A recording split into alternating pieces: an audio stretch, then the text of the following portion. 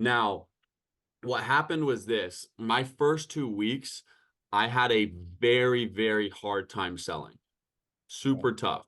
But then it kind of all clicked and we can go through that. But I ended up helping 18 families in total my first month.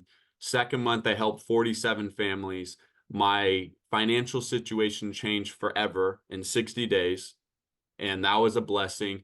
Then at that point, I was able to produce in 9 months like 286 families, and then our team was doing a VP 150,000 or 150 families a month. And then from there, we just started, just doing our thing, man. But that's how I got introduced, Grady. That's quite an intro, my man. Holy cow.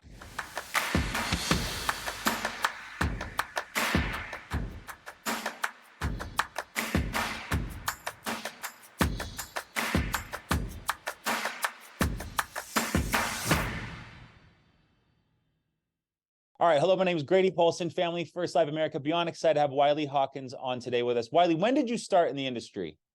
What's up, Grady? So I started when I was 20. 20. So he's 20. Now he's 24. So a lot has happened in 4 years. That's like 20% of your life. It's And my college degree, man. that's now you've got an insurance degree, bro. You're about to have a master's in insurance awesomeness. So Wiley is 24, and I gave a little tip on him earlier, but he's from Colorado, lived all over the place. One of the things, these are things you do pre-kids, right? So any of you young people out there that don't have kids and maybe you have kids. I don't know. You don't have kids, do you? No. Not yet. No kids. So these are things you do. You work your butt off to set your life up. So that way, when you want to have a family or not have a family, you've created something that then you can blossom from. So Wiley's lived all over, and now he's running an agency that does $1.5 million in issue paid volume a month. How many agents is that, Wiley? So we have 100. 100. 100 active agents doing. You're just a bunch of animals. You guys are. Yeah. So just rolling. And then he's also produced at a Hall of Fame level, which at a Family First Life, our Hall of Fame, where you earn a red jacket, is 400 families in a year, 400,000 issue paid. He's done that twice. And current athlete produces $30,000 to $40,000 a month and has had a record months in the neighborhoods of over 80 families protected, 80,000 issue paid in a single month. And just all around great dude. And so I've seen him speak a few times. We've crossed paths many times. Aren't you also a partner now too? Yeah. Dude, I gotta get a longer sheet of paper next time for all of your accolades, Wiley. So just all around hardworking, great guy, which is why I'm so excited to have him on here. So you guys get to learn from him, get to meet him, but also to hear his story and hear his principles and habits. That's a big thing, guys, about what your goals are here for being on this call. Or what are some things that I can pull away from someone who has what I want, the ability to sell at a high level, discipline, the mindset of a high achiever, and the skill set to lead. What are things that he does that maybe I'm not doing today that I could learn from? So that's your goal here. Without further ado, Wylie Hawkins, how you doing today, brother? Dude, I'm doing amazing. I feel like with that type of introduction, you cannot not have a smile on your face, That's my goal, man. That's my goal. Yeah. So give us some insight, maybe color us up how you Cool. At 20 found the insurance industry, how what you were doing at that time, other things maybe you looked at, or things maybe you've been pulled to look at, and why you're so focused and committed here at FFL and insurance. Yeah, good deal. Well, again, thank you for having me on. So if you guys don't know me, I'm going to sum up my story really quickly. So my parents grew up divorced, right? My mom worked a 9 to 5 job. She was a florist, and my dad was an entrepreneur. He made a little bit of money, but nothing crazy. But I saw my mom was always dead broke, and I would get money from my grandparents when I was a kid. And certain times throughout the month, I'd have to give that to my mom. And then the next week I'd go to my dad, and we'd have like a very completely different lifestyle, right? So early on, I knew I wanted to be in business with myself. Now, as almost everybody does nowadays, I went to college. I went to Colorado State University for 3 semesters. and I was studying to become a hospitality management major. So I grew up near Aspen and Vail, like all the ski resorts. So I figured if I could run a hotel or restaurant there, I'd be making good money. Yeah. And I worked for a guy in Aspen that was making like 300,000 a year running a country club. And I asked him, "Hey, how long did it take you to start making this type of money?" And his answer was 40 years. And I was like, Grady, that's a long time, man. I don't know if I want to have gray hair or no hair by that point in my life. So I started looking into sales, and one day my buddy comes home and his name's Garrett, but we call him G. And he's like buzzing off the walls, super excited. And I'm like, G, what's going on? Like, did you just like go on a good date? Like, talk to me, you know? And he's like, no, dude, I just made $1,200 in an hour. And I was like, Gee, are you selling drugs? Like, I'm like, there's no way. I've never heard of someone making 1,200 bucks in an hour. And he's like, no, dude, I'm selling life insurance. I'm thinking to myself, what in God's green earth is life insurance? Have no idea what it is. But what happened was COVID hit right around that time. They put us on that lockdown. People were running and grabbing toilet paper left and right. So you remember that? Oh yeah, I still have some stockpile. We didn't go through it Dude, all. me too, man. It's rough. Um, but anyway, so I'm thinking to myself, do I want to pay $26,000 a year to go to school on Zoom? Like that's a very expensive Zoom subscription. So I decided against that. I got started with my buddy G with a different company in life insurance. And how it worked, guys, was I would have to drive out to a neighborhood. They called it the hood, but it was 6 hours across Colorado was my hood. So it didn't make a lot of sense. They would drop me off and they would tell me to bang on doors. That gave me like a little script. And then I would bang on doors and try to sell policies until I needed Taco Bell, because that's what my upline would tell me. He's like, just call me when you need Taco Bell, kid. I'm like, all right, cool, whatever. Like I'm 20, just trying to do my thing.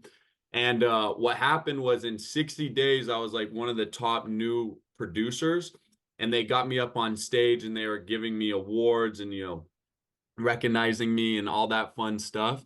But I only had like 900 bucks in my account. I'm like, dude, I'm like, if I only have 900 bucks and can barely pay my bills, I can't imagine what everybody else is doing.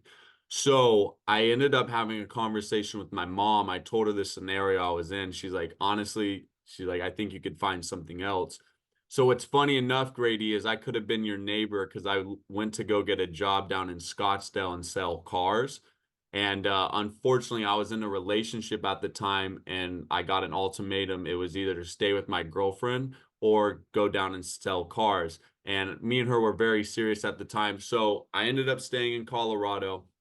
And one day, Grady, I was on my hands and knees and I was like, look, God, I need a sign that says Wylie Hawkins do this. Because a lot of people will say God talks to them. God, I don't hear God much. I might not be listening, but I was like, give me a sign that says Wylie do this. And funny enough, Grady, I get done, praying, whatever, and I get a random phone call. I usually never pick up calls, but I decided to pick this one up. And it's Jordan Valdez, Zach's admin. And she's like, hey, da da da da. Like she starts running. I'm like, look, I don't care what you have to say, genuinely, and I'm not being disrespectful. I need a job. So when can I start?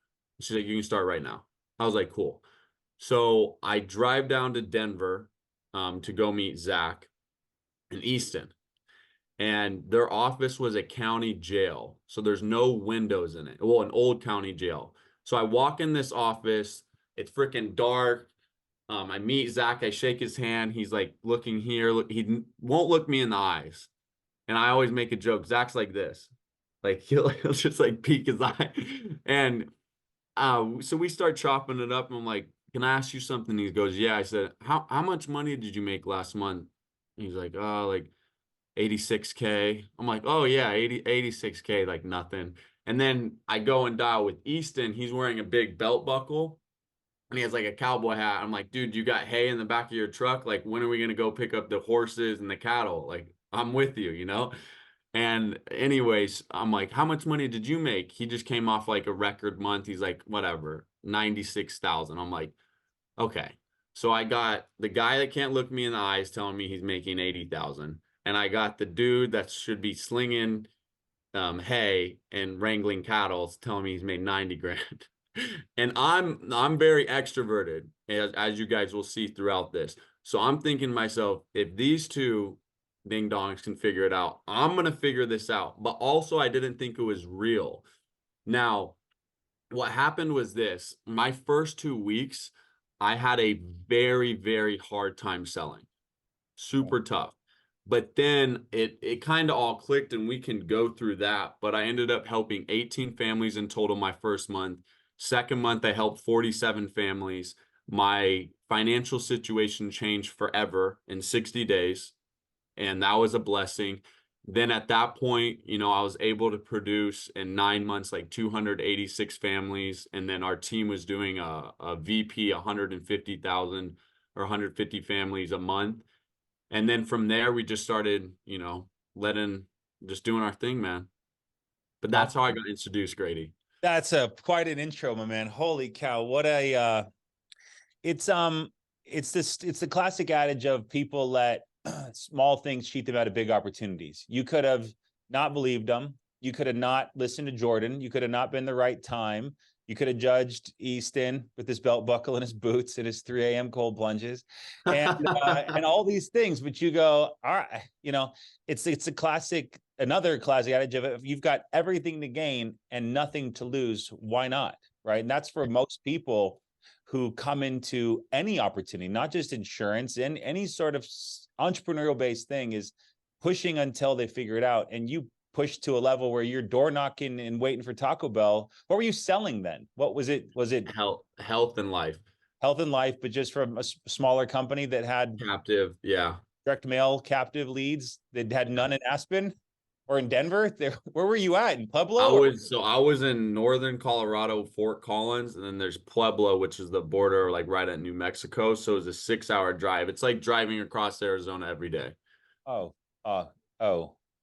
I didn't have a car either. It was pretty tough, man. I was like, dude, it was ridiculous. I don't want to get into all of it. I have nightmares, Grady. But those are the things where you reflect on when agents go, now this is hard. I've got leads in a CRM and I sit in my boxers with a backwards hat on and I've got to call people in California or Texas. You're like, listen, man, you haven't driven 6 hours with two dudes who don't have air conditioning, and we all were eating Taco Bell all morning, right? Yeah. So hey, man, I love it. So just you touched on it. What happened those first 2 weeks? Was it learning the word tracks? Was it the applications? Yeah. What happened? Yeah. So, I mean, the biggest thing here is like, number one, the business is built on sweat equity. And so I believe like everybody can work hard if it's for the right reasons, right? So for me, I had to figure out the right reasons. And honestly, in the beginning, it was super simple. Like, I just needed to pay my freaking bills. So I was willing to give up everything. And I love this equation of like how you get successful. The more that we sacrifice, the more successful we become. So I had to go through and figure out, what did I actually want to sacrifice to make this type of money? Then from there, it was finding a good mentor that I could, see myself being, and that I like how they talked, I could figure out how to talk. So Easton was my guy. So I literally would follow Easton all day in the office, ask him a million questions. I would record his calls. I would call him after every single presentation along with Zach, and anything that I could, figure out for myself or could not figure out, I was getting an answer. And then after that, honestly, the biggest thing, Grady, was I realized I could make a lot of money working hard on the business, but I realized I could make a fortune when I worked really hard on myself. So the biggest difference was from the 18 to the 47 was my habits started to change. So I just got really locked in with, what I was doing just as a human being. And then that just allowed my business and my numbers to grow. I love it. So will you expand on this? So that's you in the beginning. Now who you are today has evolved even more so from that. Walk us through a day or a week of, how you set yourself up. Cause I know you still produce, and this is the thing, people oftentimes, we'll get recruiting calls. They're like, listen, I don't want to sell insurance. I just want to recruit people and make money off of them. I'm like, perfect. You're going to do great here. Click, like I don't, you can't do it, man. You got to do, so you've got to do both. No one wants to be on a team or work with someone who doesn't sell insurance. So to see you now today, still having overseeing running, being involved and in charge of an agency that does 1.5 million a month and still selling $40,000 a month shows how focused you are on both ends of being the leader for your team and also keeping capital flowing in for whether it's lifestyle, whether it's family, whether it's business funding, because the money you're making on your team is wonderful, Yeah. but also why not make more, right? You know, Mark Mead talks about fill the bank account up so big so you don't even have to worry about it anymore. So what are some of the things, and we'll jump into, after this, I'd love to jump into maybe some sales stuff, but what are Wylie, because I always try to go, you know, they cold plunge and then they sauna and they drink LaCroix and then they don't eat till 12. You know, what are your habits now that you've evolved into? Because I'm always trying I to go. got it.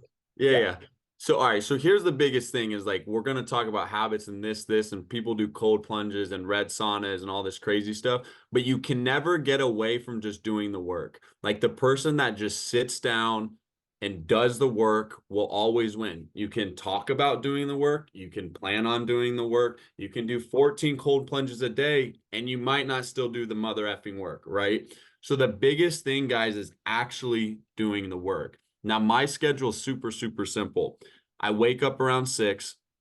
I read my Bible in the morning. I go to the gym. I eat this little cinnamon raisin bread that I love in the morning. I put butter on it, and it's the best part of my day. Like at 6 in the morning, when I butter that freaking bread and I get my first bite, it changes my life. Like I'm just grateful that God was able to give that to me, right? Then after I go to the gym, I sit down in front of my computer. I handle like all the emails, random, miscellaneous things that I need to get handled. And then I hop on with all my new guys. We do like a 30-minute call on just, sales, any objections they're going through, get them all trained. And then from there, it's just me and usually just 10 of my new guys all on one Zoom. And we dial from about 9 Eastern till typically 7 o'clock at night. And then at 7, I'll go and recruit from 7 to typically I'd say 8:30, 9 o'clock is time, like usually when I cut it off. So that's when I schedule all my interviews. And then throughout the day, Grady, it's just training, developing, and recruiting. And so those are the only 3 things that I'm doing. Anything outside of that is going to be delegated to either one of my staff members or a leader that wants to take responsibility for certain actions within the agency.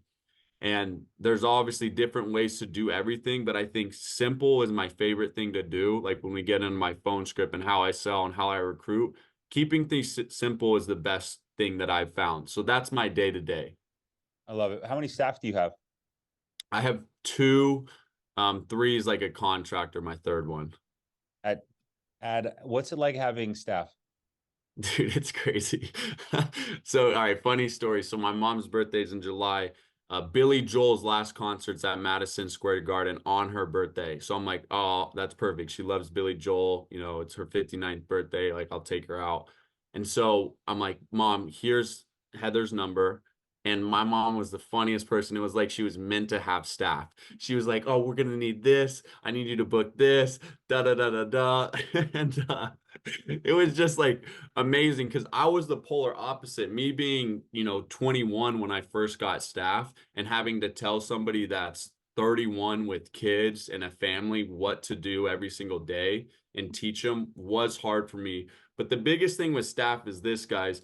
Anything that's not making you $1,000 an hour needs to be delegated. Like if you can put up $20,000 to $25,000 a month, what I would suggest for you is get a part-time staff member that checks up on any type of back-end work, follows up with your clients, checks on debt, does some reach outs on Instagram, posts for you, like all just the miscellaneous stuff you really don't want to do and doesn't make you money. You're losing money if you don't have a staff member doing that. And when that clicked in my head, I was like, got it.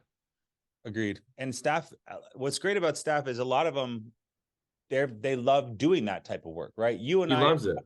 we're cut differently. We're part lunatic and little got a couple chromosomes that are loose, and we just want pain, and if we finally find joy, it's like, no, this is okay, I don't deserve it, I need more pain, and we go try to make it harder and go kill more things and that's just kind of this entrepreneurial torture cycle that most entrepreneurs go in and live in. But if we're not doing this, then we're not progressing, right? And then there's staff who they love the bookends of a day. They love the focus. They love the task. Get my stuff done. That door is closed. Now I can move on to my next things. And so, like, as anyone that's out there starting to produce, your goal is, and then this is where the U.S. economy was built on, was small business. As an insurance agent hiring a staff member, you're promoting and propagating the future growth of our economy. On top of that, there's tax deductions, and that's the bigger proponent of that. That's a reduction of your taxes. So, like, these are all benefits towards looking out and starting to have staff. So, all right. So you're selling at a super high level. Let's talk about, leads you're running and process, right? Are you text dripping only, email dripping? Is it just cold dial off a phone? And then maybe we jump into some phone script that you're using right now. Cause I mean, 2-time Hall of Fame producer, guys, drop some HOF in the chat below if you want to hear the phone script of a 2-time Hall of Fame producer. All right, cool. Let's get into it. So I've ran every single lead under the sun. Any lead that's came out, I've ran. So all leads suck and all leads are great, right? It's just the person behind the phone that's either good or bad, right? Okay. So that's the first thing I want to tell you. Now, right now, I'm buying generic life insurance leads. So Ethos, God, what is it? Instance with beneficiaries, and then I run some veteran leads. Okay.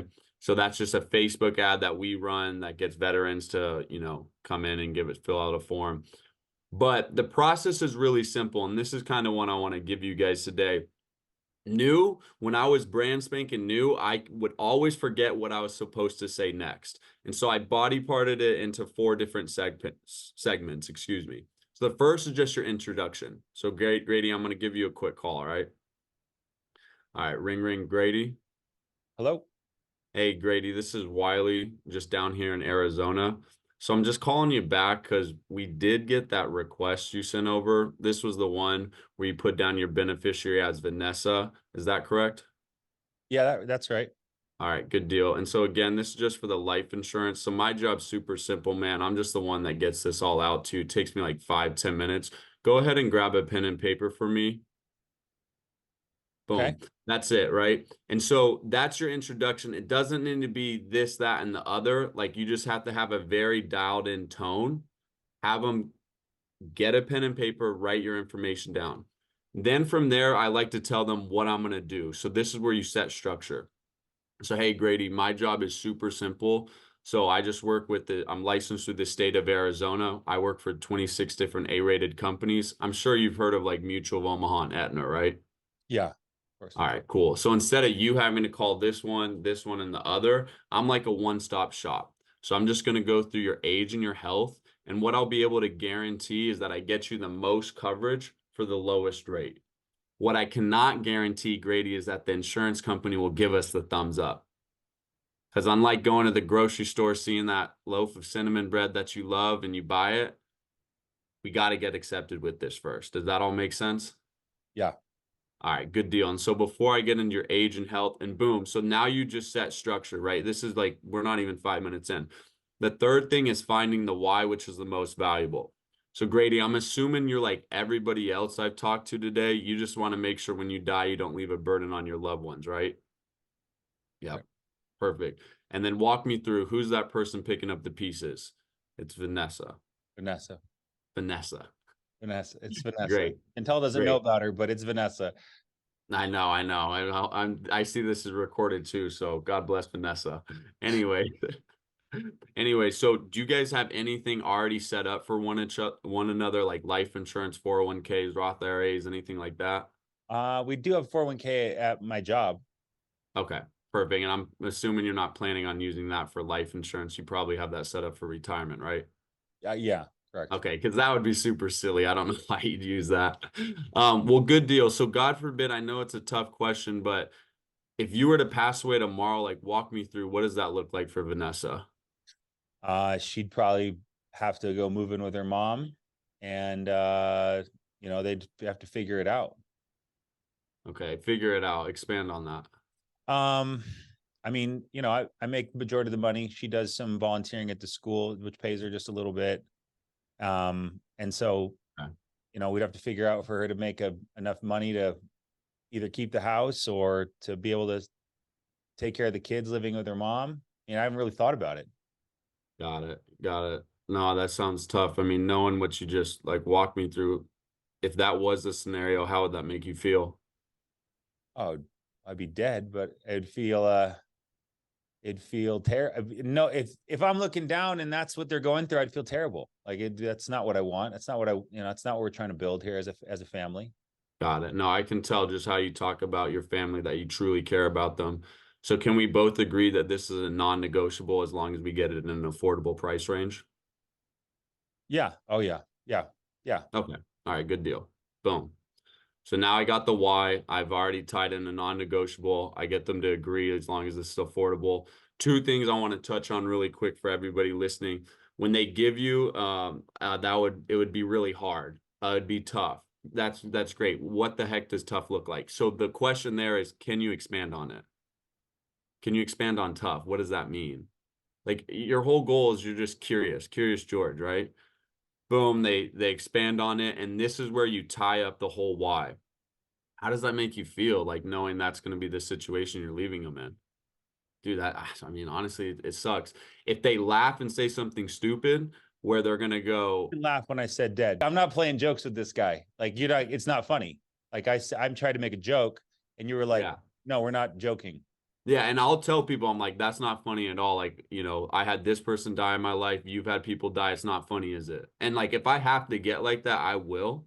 Because you have to understand the whole psychology of this is when you go into a doctor's office, when the doctor tells me to roll up my sleeve so he can pop me on the knee, I'm rolling up my sleeve because he's the authoritative figure. The whole time I'm in charge. So the second I don't like what I hear, I'm going to redirect them.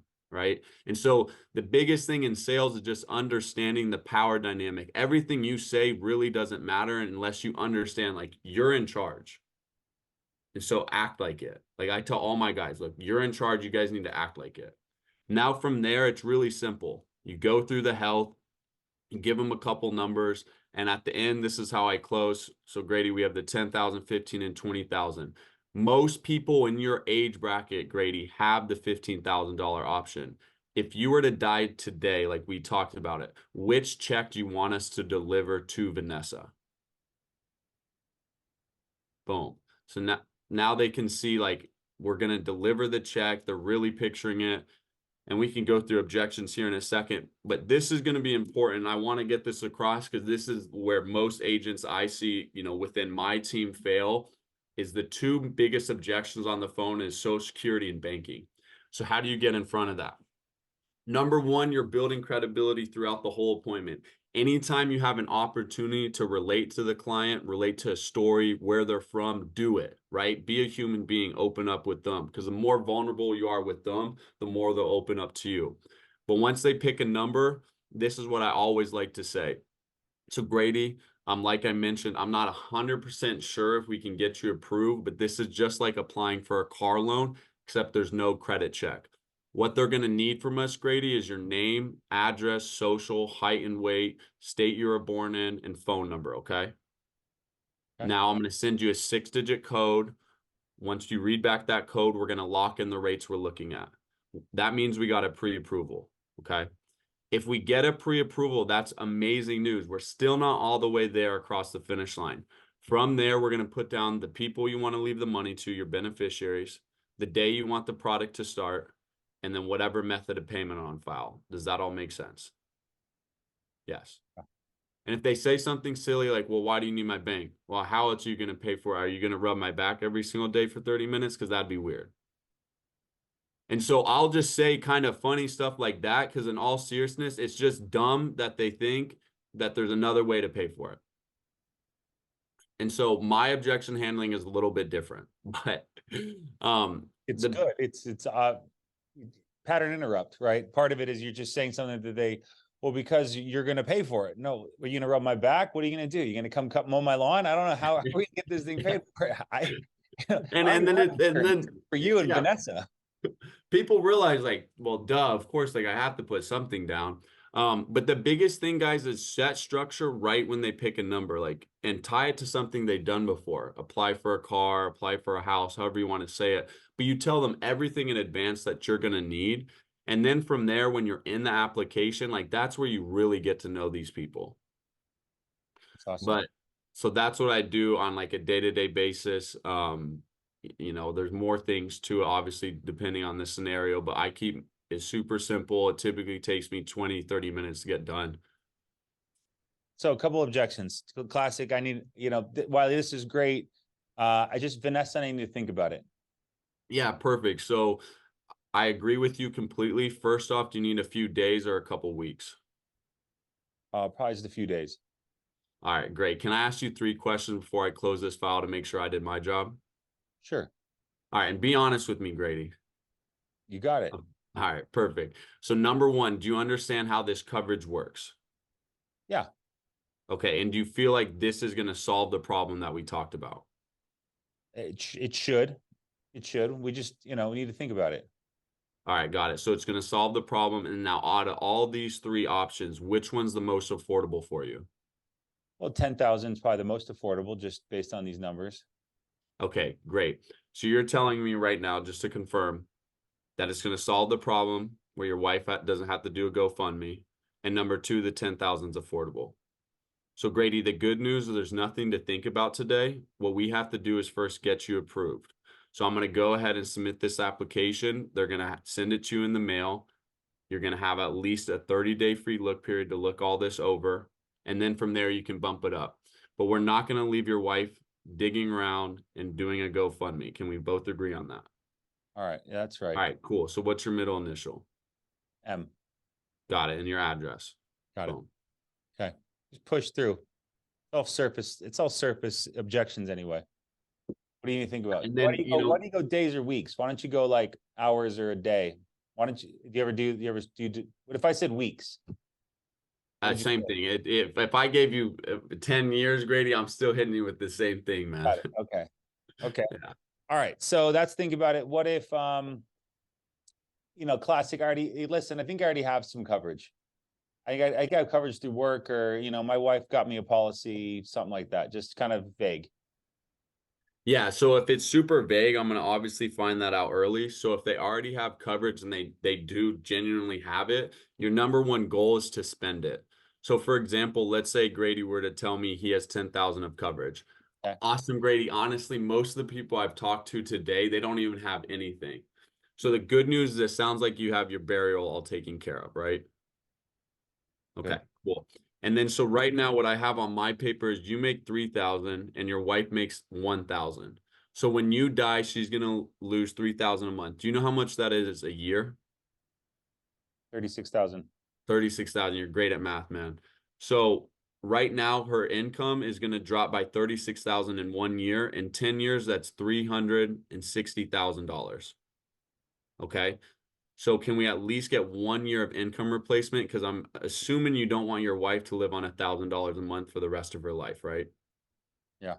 Okay, got it. So boom, now I've just tied a $36,000 policy to 1 year of income replacement. And your whole goal is to tie the face amount to meaning. So if they have coverage, that's what I'm doing. Now, if they're super vague, honestly, Grady, I'm just like, that's great. Now, do you know where that policy is? Do you know the name of the company?